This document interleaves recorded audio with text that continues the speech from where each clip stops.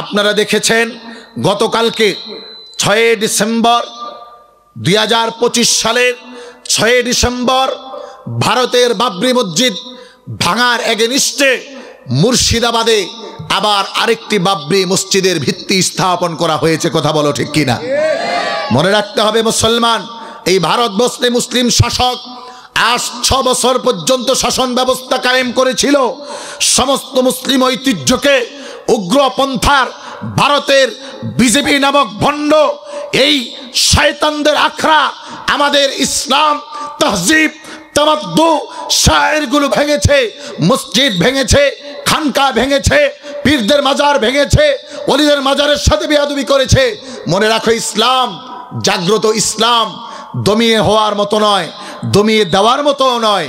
আবারও মুর্শিদাবাদ থেকে সেই বাবরি মসজিদের আন্দোলনের মাধ্যমে, ভিত্তিপ্রস্তর স্থাপনের মাধ্যমে সমস্ত ভারতবর্ষে মুসলিমদের জয় অনস্বীকার্য অবিলম্বে প্রতিষ্ঠিত হবে। কথা বলো ঠিক কিনা?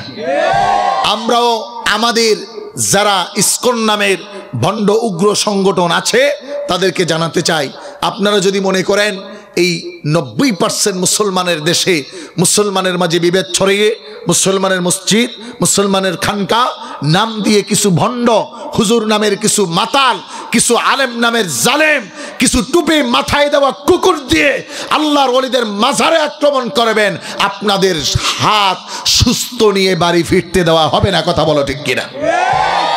আমরা দেখলাম বাবরি মসজিদের ভিত্তি স্থাপনকারী যেই মানুষটা, হুমায়ুন নাম, তাই না? নাম কি বলেন?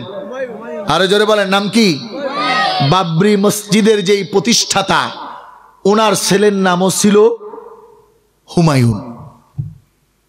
এই হুমায়ুন সাহেব এক বাক্যে বললেন, হয়তো আমার জীবন দেওয়া লাগবে, হয়তো আমাকে আবদ্ধ করা হবে, কিন্তু আমার জীবন থাকতে মুর্শিদাবাদে বাবরি মসজিদ হবে।